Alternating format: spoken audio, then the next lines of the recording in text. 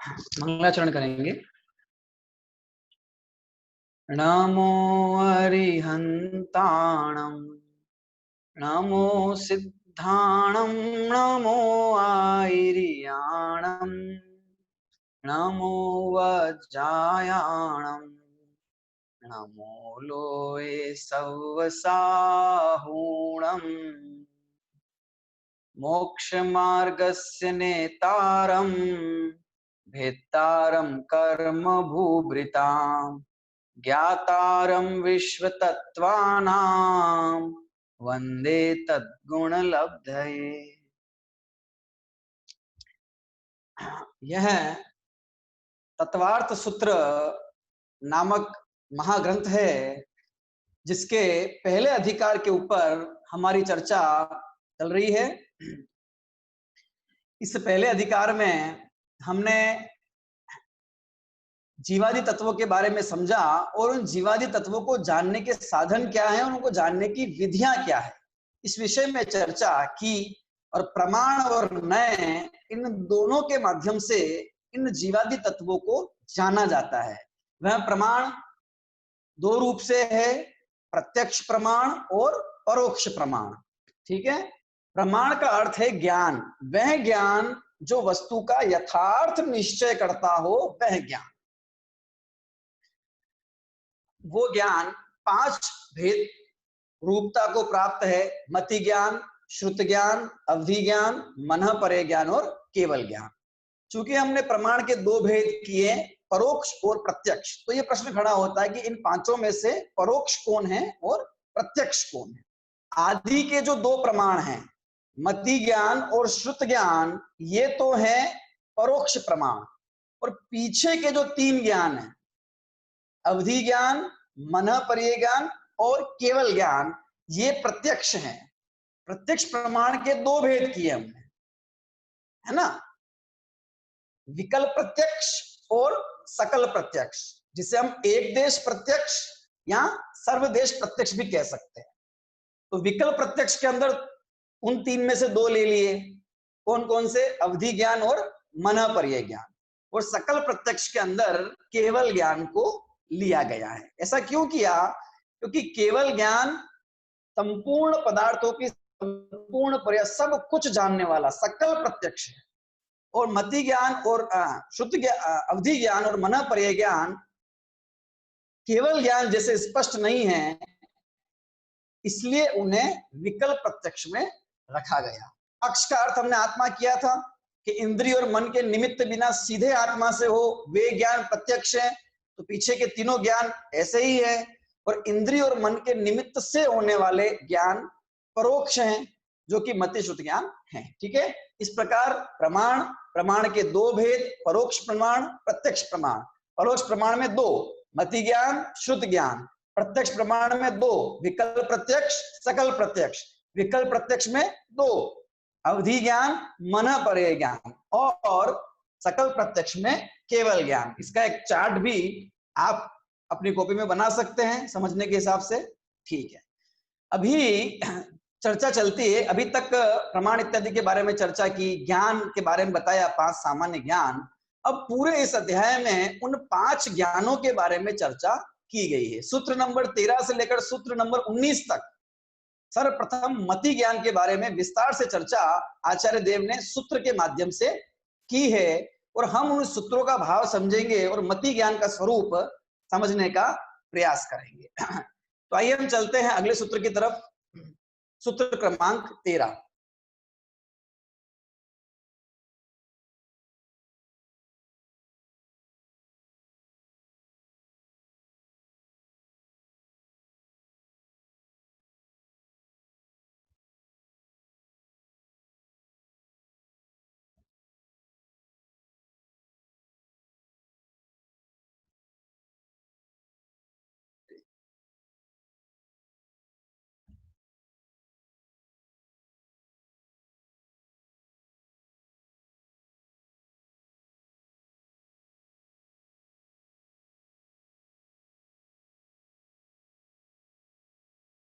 सूत्र क्रमांक 13 हमारे सामने है।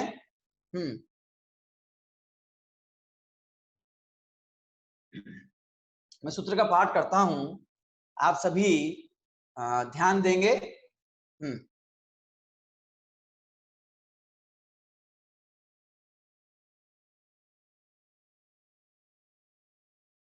मति ही स्मृति ही संज्ञा चिंताभिनिबोध इत्यनर्थांतरम।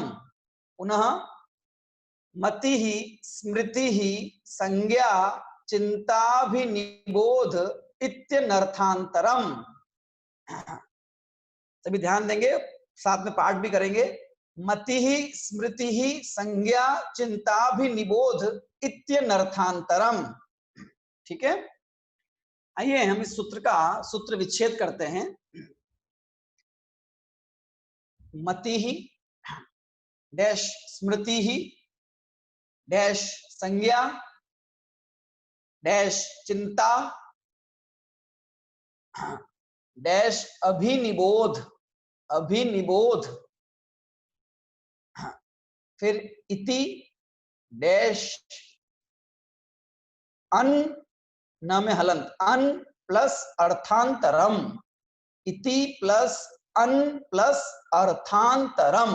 ठीक है, मति ही स्मृति ही संज्ञा चिंता अभिनिबोध इति अन अर्थांतरम। इस प्रकार से इस सूत्र का सूत्र विच्छेद हुआ। आइए हम इस सूत्र को इस सूत्र विच्छेद के माध्यम से समझते हैं। मति स्मृति संज्ञा चिंता और अभिनिबोध इति, इति मतलब ये है ना,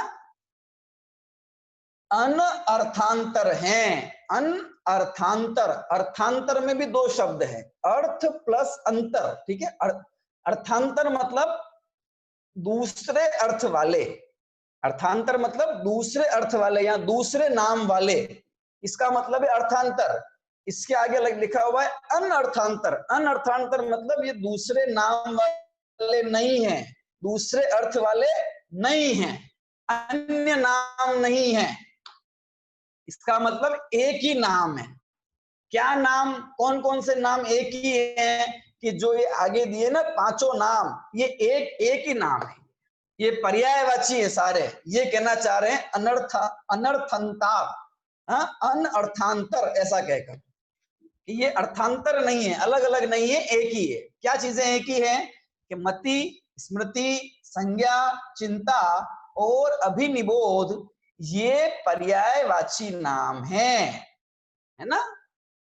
यद्यपि इन शब्दों की हम व्याख्या करते हैं तो अर्थ अलग अलग निकलते हैं, तथापि एक मति ज्ञानावरण कर्म के एक क्षयोपशम से होने वाला होने के कारण इन सबको मति ज्ञान का ही रूप, ये मति ज्ञान के ही 5 रूप है, ये भी कह सकते हैं। ठीक है ना, मति ज्ञान के पर्यायवाची हैं, मति ज्ञान ही है ये पांचों। ठीक है, तो आइए हम इन पांचों का स्वरूप थोड़ा सा समझते हैं। इसके माध्यम से हमें यह समझ में आएगा कि मति ज्ञान किस प्रकार से कार्य करता है ना, और किस प्रकार से ये आत्मा द्वारा वस्तुओं का निश्चय किया जाता है, उन्हें जाना जाता है, और हमारा मति ज्ञान किस प्रकार से कार्य करता है। सबसे पहला शब्द तो मति, ठीक है ना, ये मति के ही पर्यायवाची है। ठीक है, तो मति शब्द से हम ये ग्रहण करेंगे इंद्रियां और मन। ठीक है, इंद्रियां और मन के निमित्त से प्रत्यक्ष रूप से वस्तु का ग्रहण करना, इंद्रियां और मन के निमित्त से प्रत्यक्ष रूप से वस्तु का ग्रहण करना। तो चक्षु स्पर्शन इंद्रिय, रसना इंद्रिय, चक्षु इंद्रिय, घ्राण इंद्रिय, कर्ण इंद्रिय आदि इंद्रियों के माध्यम से ये रंग है, ये वस्तु है, इस प्रकार से निश्चय करना। और ये निश्चय जो होता है, इस निश्चय के 4 चरण बताए गए हैं, है ना। इंद्रियों और मन द्वारा पदार्थ के निश्चय होने के 4 चरण बताए हैं। वे हैं अवग्रह, ईहा, अवाय और धारणा। ठीक है, अवग्रह, ईहा, अवाय और धारणा, इनके बारे में विस्तृत चर्चा आगे की जाएगी, क्योंकि आगे सूत्र दिया है ना। अवग्रह इत्यादि के बारे में आगे पृथक से सूत्र दिया है, तो जब वह सूत्र आएगा तब हम इन चारों के बारे में चर्चा करें। तो मति ज्ञान का क्या अर्थ हुआ? मति ज्ञान मतलब यहाँ जो मति शब्द है, यहाँ मति ज्ञान, ये सब मति ज्ञान ही है। ठीक है ना, उसके रूप है।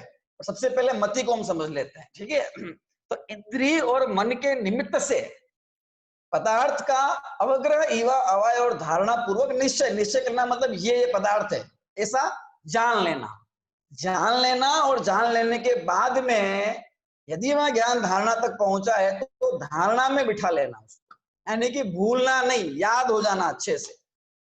और जब कभी भविष्य में ऐसा समय प्राप्त हो तो वो स्मृति में आ जाना है, उसको धारणा कहेंगे। भूल गए तो फिर दोबारा उसकी धारणा करनी होगी।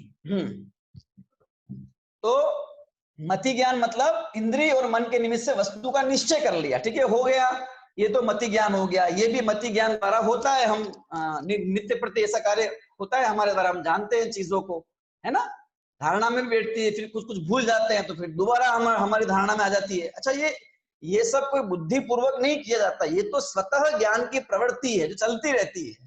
बस इस स्वतः होने वाली ज्ञान की प्रवृत्ति को इन 5 भागों में बांटा गया है समझाने के लिए कि मति ज्ञान है क्या चीज, है ना, और किस प्रकार ये समझेंगे बाद में, किस प्रकार ये आत्मज्ञान में सहायक बनेगा, ठीक है। और हमको होता है प्रति समय, ये प्रत्येक जीव को प्रति समय ये परिणतियां अलग अलग प्रकार से चलती रहती है, क्योंकि मति ज्ञान और श्रुत ज्ञान सभी जीवों को है, सभी संसारी जीवों को है, कोई भी ऐसा नहीं जिसको नहीं हो, ठीक है। अब स्मृति, मति ज्ञान हो गया, इंद्रिय मन से ग्रहण करना, फिर स्मृति। स्मृति शब्द का तो सीधा मतलब है ना याद आना, स्मरण आना। किसका स्मरण आना? कि जो पदार्थ, जिस पदार्थ का है, जिस वस्तु का हमने मति ज्ञान द्वारा निश्चय कर लिया था, मति ज्ञान द्वारा हमने जिसको जान लिया था, याद किसकी आएगी, किस चीज की याद आएगी? कि जिसका हमने निश्चय कर लिया हो, जिसको हम जानते ही नहीं हो उसकी याद कैसे आ सकती है? जिस चीज को हम जानते ही नहीं हो, जिसके बारे में कभी सुना ही नहीं, कभी जिसको देखा ही नहीं, कभी जिस बारे में सोचा ही नहीं, ऐसे वस्तु की याद कैसे आ सकती है? तो स्मृति मतलब स्मरण, मति ज्ञान द्वारा निश्चित किए हुए पदार्थ का स्मरण होना, याद आना, ठीक है, उसका नाम है स्मृति। ये उस मति से कुछ भिन्न है, क्योंकि मति ज्ञान द्वारा तो हमने प्रत्यक्ष जान लिया, अभी स्मृति के अंदर बैठे हैं, हम बैठे हैं, हमें घर का काम कर रहे हैं, काम करते करते याद आ गई है? बच्चे होते हैं, विद्यालय जाते हैं, बैठे बैठे रोने लगते हैं, क्या हुआ बेटा? कि मम्मी की याद आ रही है। माताएं होती है, बच्चा कहीं दूर काम करता है, नौकरी करता है, जॉब करता है, घर का काम करते करते रोने लगती है, पूछते हैं क्या हुआ? कि बेटे की याद आ रही है। तो इसमें सामने नहीं है वो बेटा, सामने कोई चीज नहीं है, लेकिन वो बेटा निश्चित किया हुआ है ना ज्ञान द्वारा, पहले धारणा में बैठा हुआ है कि मेरा बेटा ऐसा धारणा में बैठा हुआ है, तो उसकी याद आती है। कि कब आती है? कि स्वतः जब उसको याद आने की योग्यता होती है तब आती है, ठीक है। और उसके अंदर हमारे मन के विचारों को निमित्त कह दिया जाता है, इसलिए मन निमित्त है। अभी हम समझेंगे इनको भी, इनमें मुख्य रूप से निमित्तता किस चीज की है। तो स्मृति क्लियर हो गया। स्मृति मतलब स्मरण आना, याद आना, और याद आने के लिए चीज हमारे सामने होना जरूरी नहीं है। सामने मतलब इंद्रिय प्रत्यक्ष होना जरूरी नहीं है। मन में किसी चीज का स्मरण हो गया, याद आ गई, मन में कोई छवि आ गया तो वो भी याद हो गई, स्मरण हो गया, ठीक है। अभी संज्ञा समझना, संज्ञा को ध्यान से। संज्ञा के अंदर क्या करना है? जो पहले मति और स्मृति के दोनों है ना, मति और स्मृति, इन दोनों को जोड़ देना है, ठीक है। संज्ञा, संज्ञा मतलब जोड़ रूप ज्ञान। क्या जोड़ रूप ज्ञान? की मति प्लस स्मृति। मति का मतलब प्रत्यक्ष, इंद्रिय द्वारा जो प्रत्यक्ष हमें ज्ञान हुआ है, हो रहा है, और स्मृति में जो हमारा ज्ञान है, उन दोनों का मिला जुला जो ज्ञान है, उन दोनों का जोड़ रूप से जो ज्ञान होता है, उसे संज्ञा कहते हैं। इसी संज्ञा का एक और नाम प्रत्यभिज्ञान भी है। क्या बोलते हैं? प्रत्यभिज्ञान, ठीक है। समझते हैं हम कैसे ये जोड़ कैसे होता है, समझते हैं। जैसे वर्तमान में कोई चीज देखी, वर्तमान में कोई चीज देखी और उसे देखकर जो हमारी स्मृति में था, जो हमारे स्मरण में है, मतलब जो हमारी धारणा में बैठा हुआ है, हमें वो याद आ गया।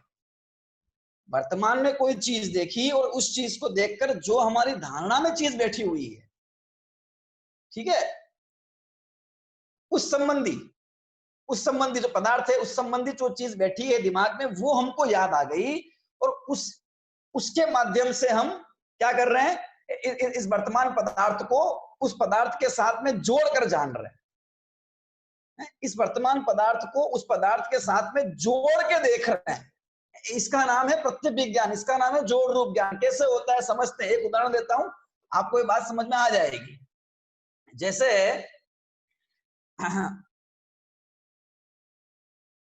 माँ और बेटी है, वे रास्ते से जा रहे हैं, ठीक है, एक गार्डन में घूम रहे हैं, एक दूसरी बच्ची है, उसने ड्रेस पहनी हुई है, ठीक है, तो बच्ची माँ से बोलती है, मम्मी देखो देखो देखो, क्या हुआ बेटा, देखो देखो उसकी ड्रेस ऐसी सेम टू सेम ड्रेस मेरे पास भी है। क्या कह रही है वो, ऐसी सेम ड्रेस मेरे पास है। अभी ये जो ज्ञान हुआ ना उसको, कि वर्तमान में प्रत्यक्ष चक्षु इंद्री से प्रत्यक्ष उसने जाना कि ये ड्रेस, और उसको देखकर उसे पूर्व में अपने घर पे जो उसकी ड्रेस रखी हुई है, जो कि उसकी स्मृति में पड़ी हुई है, धारणा में पड़ी हुई है, अगर धारणा में नहीं होगी तो याद कैसे आएगी चीज, है ना, हमारे अंदर पड़ी हुई है, वो धारणा में पड़ी है वो चीज, ठीक है, निश्चय किया हुआ है, भूले नहीं है, तो उसको याद होगा, अरे देखो ये ड्रेस सेम वैसी ही है जैसे मेरे पास घर पे ड्रेस रखी हुई है। ये हो गया जोड़ रूप ज्ञान, वर्तमान को देखा और पूर्व में जिसे जाना गया है, देखा गया है, उसका स्मरण आना, और इन दोनों के जोड़ रूप जो अवस्था बन रही है, इन दोनों के जोड़ से जब हम उस पदार्थ को जान रहे हैं, ये संज्ञा है, ये है प्रत्यभिज्ञान। इंद्रिय से प्रत्यक्ष प्लस स्मृति में जो ज्ञान है, उन दोनों का जोड़, ठीक है। ये जो प्रत्यभिज्ञान है, ये प्रत्यभिज्ञान अनेक प्रकार से होता है, ठीक है, इसके अनेक प्रकारता हो सकती है। अच्छा, ये ऐसा नहीं है, ये हमें हो नहीं रहा है क्या, प्रतिदिन हो ही तो रहा है, हर रोज हमारा जीवन इन्हीं ज्ञानों में से गुजरता है, इसी प्रकार का ज्ञान निरंतर चलता है हमारा, और हमारा जो लोक जीवन है वो भी इसी के आधार पर चलता रहता है।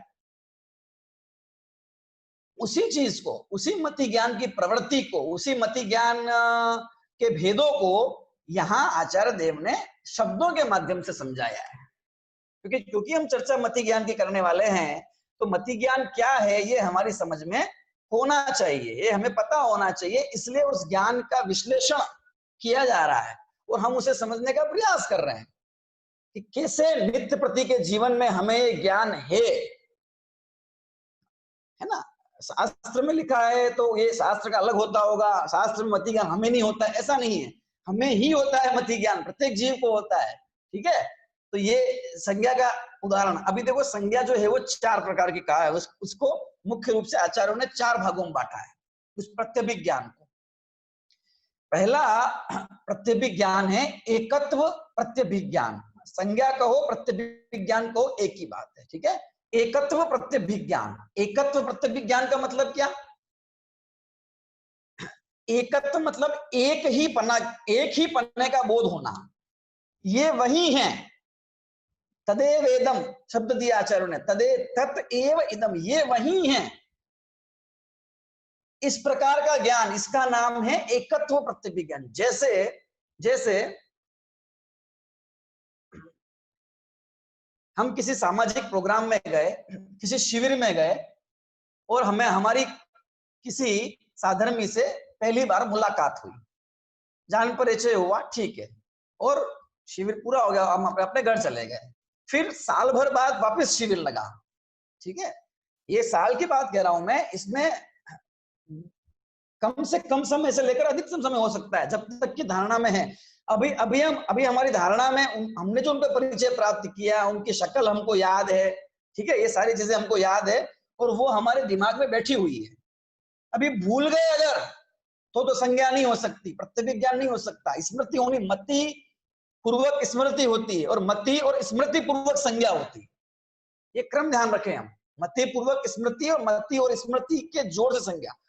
अभी अगले साल फिर शिविर में गए, अब जब अगले साल शिविर में गए तो उन भाई साहब को वापस देखा, ठीक है, भोजनालय में देखा या समझ लीजिए प्रवचन हॉल में एंटर कहीं भी हो रहे हैं, हमने देखा उनको, और देखते ही तुरंत हमारे ज्ञान में ये आया, अरे ये तो वही भाई साहब है, ये तो वही है, वही है एकत्व प्रत्यभिज्ञान, एक पने का ज्ञान। जिनको पहले जाना था उनको देखकर वापिस ये वही है, तो उस पदार्थ के संबंध में प्रत्यक्ष देखकर और देखकर स्मृति आना, याद आना, हमको क्या याद आना कि ये वही है। इस प्रकार का ज्ञान, सम्मिलित ज्ञान, जो एकत्व का निश्चय, ये वही है, इसका नाम है एकत्व प्रत्यभिज्ञान। नहीं होता है ऐसा हमारे जीवन में, अनुभव करना सीखे हैं। ये अलग से कोई करना नहीं है हमको, ये ज्ञान कि हमको करना है अलग से, अब यहाँ पे बता दिया है तो हमको ऐसा करना पड़ेगा, करना नहीं है, होता है, हर समय होता है, और हर इंद्रिय जीव को होता है। जो जिसकी इंद्रिय जितनी अधिक है उसकी चेष्टाओं द्वारा उसकी प्रकटता अधिक दिखती है, जिसकी नहीं है तो उसकी इतनी प्रकटता नजर नहीं आती। ठीक है, ये एकत्व प्रत्यभिज्ञान हो गया। ठीक है, अच्छा, दूसरी बात, सिर्फ चक्षु इंद्रिय की बात नहीं है, पांचों ही इंद्रियों में स्पर्शन, रसना, घ्राण, चक्षु और कर्ण, हम इसे घटा सकते हैं। ठीक है, घटाएंगे अभी हम, वो भी करेंगे। इसको अच्छे से, ये जो कॉन्सेप्ट है वो दिमाग में क्लियर हो जाना चाहिए, समझ में आ जाना चाहिए क्या है, और हमारा ज्ञान इस रूप काम करता है, ये हम देखेंगे अभी उदाहरणों के माध्यम से, तो हमें अनुभव में आएगा कि हाँ हाँ ऐसा तो होता है। एकत्व प्रत्यभिज्ञान हो गया पहला। दूसरा है देखकर, प्रत्यक्ष इंद्रिय द्वारा प्रत्यक्ष होकर अभी हमें स्मृति हुई। ठीक है, अब इन दोनों के जोड़ रूप ज्ञान क्या हुआ, ये वैसा ही है। पहला तो क्या था, एकत्व प्रत्यभिज्ञान, ये वही है। दूसरा, ये वैसा ही है, ये वैसा ही है जैसा मुझे याद आ रहा है। अपने स्मरण में जो चीज हम सोच रहे हैं ना, और सामने जो चीज है, ये चीज बिल्कुल वैसी ही है जैसी मुझे याद आ रही है, उसको याद आ रही है। इसे बोलेंगे सादृश्य प्रत्यभिज्ञान। सादृश्य है ना, सदृश, एक जैसा, सदृश्य प्रत्यभिज्ञान, एक जैसा प्रत्यभिज्ञान। जैसे जैसे जैसे अभी जो उदाहरण हमने समझा था संज्ञा के संदर्भ में, कौन सा उदाहरण समझा था हमने अभी, वो माँ और बच्ची वाला है ना। बच्ची क्या बोलती है गार्डन में कि मम्मी देखो उसकी ड्रेस, मेरे पास भी सेम वैसी ऐसी ही ड्रेस है, ये ठीक वैसी ही ड्रेस है जैसे मेरे पास है। तो उसको अपने स्मरण में अपनी ड्रेस ध्यान में है, और वर्तमान में इस ड्रेस को देख रही है।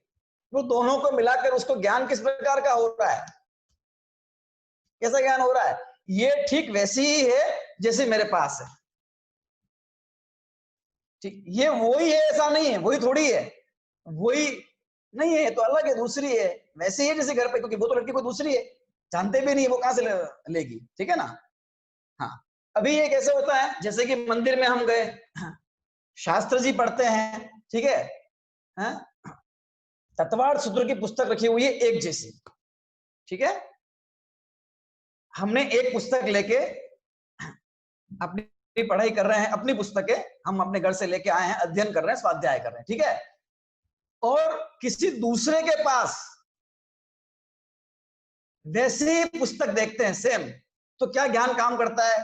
बोलना जरूरी नहीं कि हम बोले, ज्ञान में ये चीज आती है ना, ज्ञान प्रवृत्त होता है। देखो ये किताब सेम ऐसी है जैसी मेरे पास है, ये सेम ऐसी ही किताब है जैसी मेरे पास है, तो इस ज्ञान का धारणा में बैठा हुआ है, और इस किताब, उस किताब को देखकर हमें इस किताब के साथ में हम उसकी साम्यता बिठाते हैं। तो ये किताब ठीक वैसी ही है जैसी मेरे पास है, अथवा दोनों किताब सामने जो हो जरूरी नहीं है। ठीक है ना, गाड़ी है, एक्टिवा है, ठीक है, अभी आपके पास व्हाइट कलर की एक्टिवा है, अभी आप किसी मेहमान के यहाँ गए, तो उनके यहाँ भी आपने सेम टू सेम वैसा का वैसा मॉडल, वैसे की वैसी गाड़ी देखी, तुरंत अरे हमारे भी ऐसी गाड़ी, हम कह भी देते हैं आपकी और हमारी गाड़ी तो एक जैसी है बिल्कुल, एक थोड़ी है हमारी, आपकी और हमारी गाड़ी, एक कहेंगे तो चक्कर हो जाएगा। एक कैसे कह रहे हो आप, ये तो हमारी गाड़ी, हमने अभी नहीं खरीदी है, आप ऐसे कैसे कह रहे हो कि ये वही है? तो फिर गड़बड़ हो जाएगा। हाँ, एक बोलेंगे तो गड़बड़ है, लेकिन एक जैसा बोलेंगे तो कोई दिक्कत नहीं है। इस प्रकार ज्ञान होता है कि नहीं होता है? इस सादृश्य प्रत्यय विज्ञान, ये वैसा ही है, ये वैसा ही है जैसा मैंने पहले जाना था, देखा था, समझा था। वो चीज मेरी हो जरूरी नहीं है, दूसरी कुछ भी हो सकती है, ठीक है ना? और इस सादृश्य प्रत्यय विज्ञान के कारण भी हम वस्तु का निर्णय करते हैं। क्योंकि एक जैसी वस्तुएं इस दुनिया में, बहुत सारी वस्तुएं एक जैसी है, एक जाति की है, एक जैसी है, तो वहां पर ये सादृश्य प्रत्यय विज्ञान हमें वस्तु का निर्णय कराने में उपयोगी होता है। अभी सादृश्य प्रत्यय विज्ञान अगर हमें नहीं हो तो हमें वस्तु के एक जैसेपन का, उनके सामने का बोध नहीं हो पाएगा। अभी तत्व ज्ञान में और भेद ज्ञान में दिक्कत कैसे होगी वो हम समझेंगे बाद में। इनका हमें भेद विज्ञान में भी प्रयोग करना है, होता है प्रयोग, ज्ञानी के जीवन में होता ही है प्रयोग, क्योंकि ज्ञान तो वही है, पर पदार्थ को जानो अथवा स्व पदार्थ को जानो। जब पर पदार्थ के सम्मुख होके जानते हैं तो उसको पर पदार्थ को जानना है कहा जाता है। जब स्व आत्मा के सम्मुख होके जानते हैं तो उस आत्मा को जानना कहा जाता है। ज्ञान तो वही है, ज्ञान अलग अलग नहीं है ना? और प्रक्रिया भी वही है, प्रोसेस चेंज नहीं करनी है, कुछ भी चेंज नहीं करना है हमें, अपनापन अपनी आत्मा में करना है बस।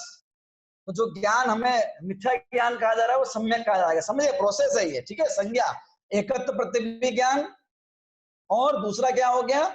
सादृश्य प्रत्यय ज्ञान। तीसरा देखो विसदृश प्रत्यय ज्ञान, सदृश प्रत्यय ज्ञान, विसदृश प्रत्यय ज्ञान। तो इजी है, आपको समझ में आ गया होगा। जैसे ये वही है, एकत्व हो गया, ये वैसा ही है, सदृश हो गया, ये वैसा नहीं है, विसदृश, ये उसके समान नहीं है, ये विसदृश हो गया।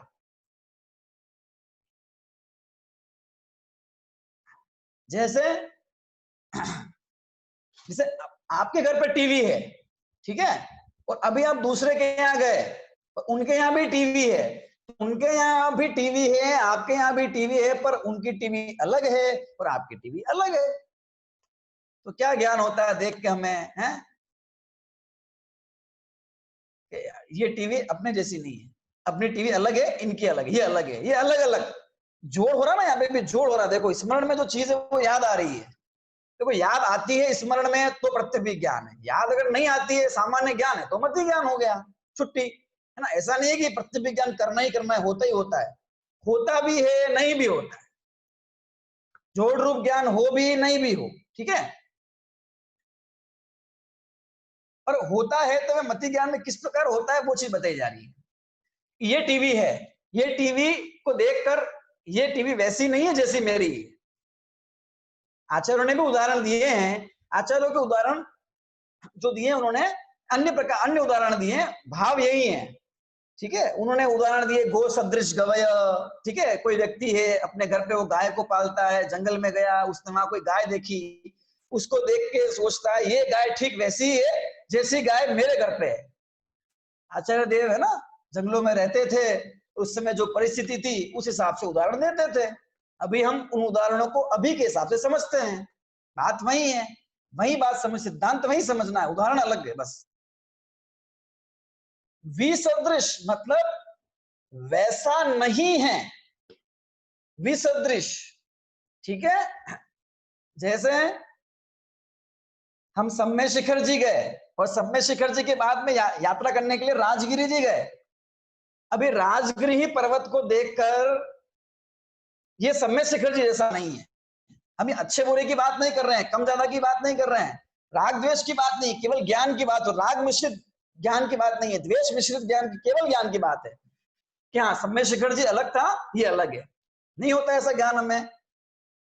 ज्ञान वो वाणी में आए ना आए जरूरी नहीं है, जिसके पास वाणी है वो बोल सकता है, नहीं है वो नहीं बोलेगा, लेकिन ज्ञान तो होगा कि राजगिरी को देखकर ये सम्य शिखर जी जैसा नहीं है, ये भी सदृश ज्ञान हो गया, ये भी होता है ना? ये वही है, ये वैसा ही है, ये वैसा नहीं है, ऐसा ज्ञान। अभी चौथा है प्रतियोगी प्रत्यभिज्ञान, प्रतियोगी प्रत्यभिज्ञान, प्रतियोगी मतलब ये उसके समान नहीं है, ये तो हो ही गया। अब उसके समान नहीं है, ठीक है, उससे भिन्न है, उससे भिन्न है, ये क्लियर हो गया। अभी किस प्रकार भिन्न है, बड़ा है, छोटा है, कठोर है, मुलायम है, कम है, ज्यादा है, दूर है, पास है, इत्यादि सारा ज्ञान। जैसे कि हम पहले किसी और घर में रहते थे और अभी घर चेंज करके नया घर लिया और दूसरे घर में शिफ्ट हो गए। अभी क्या ख्याल में आ रहा है कि ये वाला घर है ना, ये वाला घर मंदिर के बहुत पास है, ये वाला घर मंदिर के बहुत पास है। अभी वो वाला घर तो वो थोड़ा दूर था, ये मंदिर के बहुत पास है।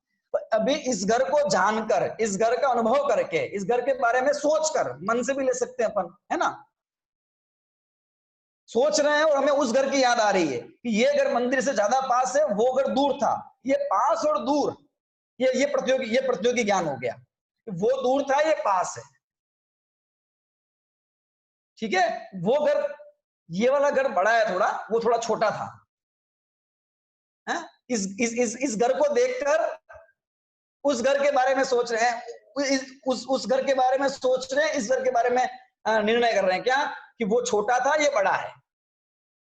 ये प्रतियोगी ज्ञान है ना। इस प्रकार से भाई आप हम लगा दे गिरनार जी की यात्रा करके आए, ठीक है, और हम समझ लिए तारंगा जी गए, तो तारंगा जी की वंदना की और गिरनार जी की वंदना की, तो हमारे ये प्रत्यक्ष ज्ञान वहां कार्य करता है। गिरनार जी की वंदना की, तारंगा जी को देखा, अरे ये है, तो तुरंत ख्याल में आता है गिरनार जी तो कितना ऊंचा पर्वत है, और ये उतना ऊंचा नहीं है, ठीक है। ऊंचा और नीचे का संबंधी ज्ञान हम समझे। यहाँ पे राग द्वेष को अलग, हमें यही करना है, ज्ञान से उस राग द्वेष को अलग करना सीखे हम। केवल ज्ञेय है, बस वस्तु केवल ज्ञेय है और कुछ नहीं। अच्छा और बुरा तो हमारा राग द्वेष निर्णय करता है, इसलिए मिथ्यात्व को हटाना है। मिथ्यात्व बढ़ जाए तो ये जोर कम पड़ जाए राग का भी, है ना। ये हो गया निर्णय, ठीक है। अभी देखिए अभिनिबोध, चिंता मतलब होता है तर्क का ज्ञान। चिंता मतलब क्या होता है, तर्क। तर्क मतलब कारण के होने पर कार्य का होना और कारण के नहीं होने पर कार्य का नहीं होना, ऐसा ज्ञान, उसे बोलते हैं चिंता, है ना। चिंता मतलब टेंशन नहीं, यहाँ पे चिंता मतलब तर्क। इसे व्याप्ति भी कहा जाता है। व्याप्ति ज्ञान मतलब कि कारण के होने पर कार्य का व्याप्त होना और कारण के नहीं होने पर कार्य का भी नहीं होना।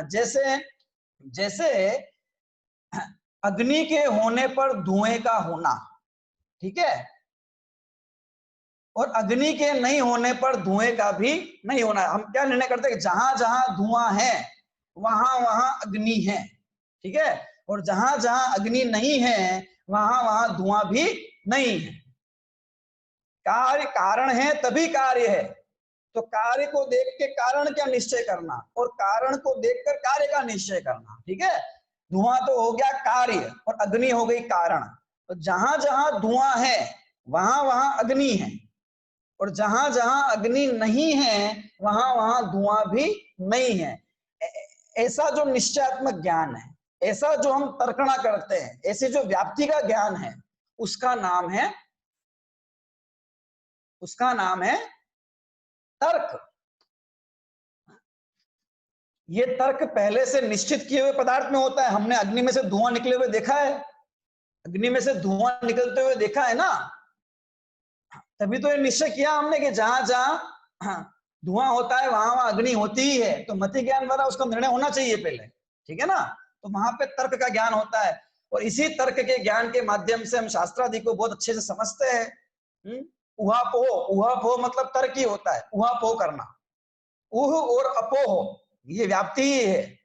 ऐसा होने पर ऐसा होना और ऐसा नहीं होने पर ऐसा नहीं होना, ठीक है। अभी अभिनिबोध क्या है? अभिनिबोध का मतलब है अनुमान ज्ञान। अनुमान जो लगता है वो इस तर्क के आधार पर लगाया जाता है। ये सब न्याय के विषय हैं, उन पर गहन चर्चा न्याय शास्त्रों में की गई है, और ये तत्वार्थ सूत्र ये दार्शनिक ग्रंथ है ये, इसलिए इसमें ये सब चर्चा की जा रही है, क्योंकि पदार्थ का निर्णय करने के लिए इस प्रकार के ज्ञान की प्रवृत्ति अत्यंत आवश्यक है।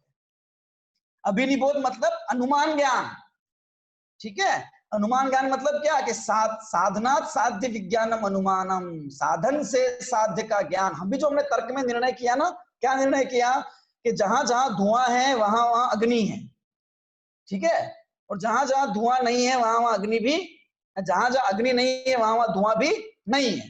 अभी एक पर्वत है, ठीक है, अनुमान, अनुमान कैसे काम, जहां प्रत्यक्ष नहीं है, प्रत्यक्ष पहले हो चुका है, अभी प्रत्यक्ष नजर नहीं आ रहा है, प्रत्यक्ष पहले जानते हैं, अभी प्रत्यक्ष नजर नहीं आ रहा है, तो वहां अनुमान काम करता है, वो अनुमान प्रमाण है,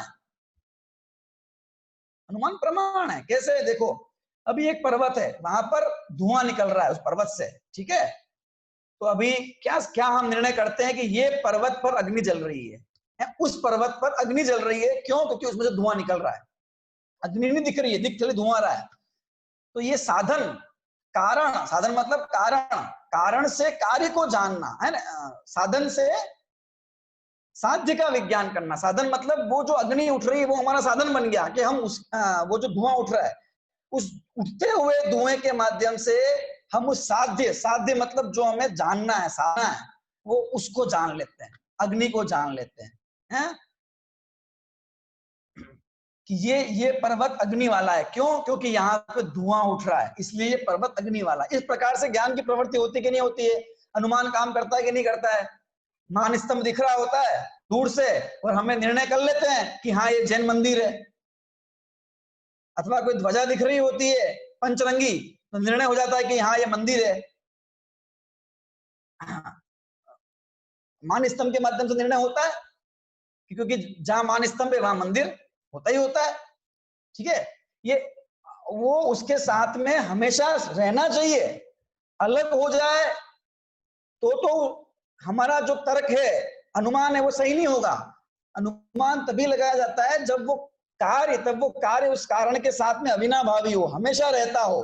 अगर हमेशा नहीं रहेगा तो फिर गड़बड़ हो जाएगा, है ना। इसलिए जो ये ध्वज वाला है वो उदाहरण नहीं बैठेगा यहाँ पे, क्योंकि ध्वज तो लोग अपने घरों पे लगा सकते हैं, तो फिर तो हमें मंदिर का ज्ञान क्या हुआ, हमें तो मंदिर का ज्ञान करना है, तो मान स्तंभ से हो जाता है, मान स्तंभ है मतलब मंदिर होगा, क्योंकि बिना मंदिर के मान स्तंभ तो नहीं होता इस प्रकार से, है ना। तो ये ज्ञान की प्रवृत्ति होती है इस प्रकार से। मति ज्ञान है, इंद्रिय से प्रत्यक्ष हुआ, फिर धारणा में बैठ गया, फिर कभी याद आ रहा है, वो स्मृति हो गई, संज्ञा हो गई, है ना, प्रत्यभिज्ञान ज्ञान हो गया। 3-4 प्रकार से, एकत्व ये वही है, सादृश्य ये वैसा ही है, वही सादृश्य ये वैसा नहीं है, और प्रतियोगी ये उससे अलग है, तो अलग कैसे है, छोटा है, बड़ा है, दूर है, पास है, आदि। चिंता मतलब तर्क, ठीक है, तो व्याप्ति का ज्ञान, कारण के होने पर कार्य का होना, ठीक है, और कारण के नहीं होने पर कार्य का भी नहीं होना, ठीक है, और उसको हमने जाना है पहले। पहले जिसने कभी पहले अग्नि में से धुआं निकलते हुए देखा ही नहीं है, वो तर्क ज्ञान कैसे करेगा, वो कैसे कह सकता है कि जहां जहां धुआं होता है वहां अग्नि होती है, उसने देखा कहाँ है पहले। तो मति के अंदर निश्चित होना चाहिए, ठीक है। और अभी इस तर्क के आधार पर, इस तर्क के आधार पर वस्तु को जानना, इसका नाम अभिनिबोध, जिसे हम अनुमान कहते हैं। अभी इस अनुमान के अंदर क्या है कि एक चीज हमारे सामने है, वो साध्य हमारे सामने धुआं है, खाली आग नहीं है, और उस धुएं से हम आग को जान रहे हैं, क्यों, क्योंकि हमने पहले ये निश्चय किया था तर्क के द्वारा कि जहां जहां धुआं होता है वहां वहां अग्नि होती है। और ये कैसे जाना था कि ये हमने देखा था, और जहां नहीं होता है वहां अग्नि भी नहीं होती। जैसे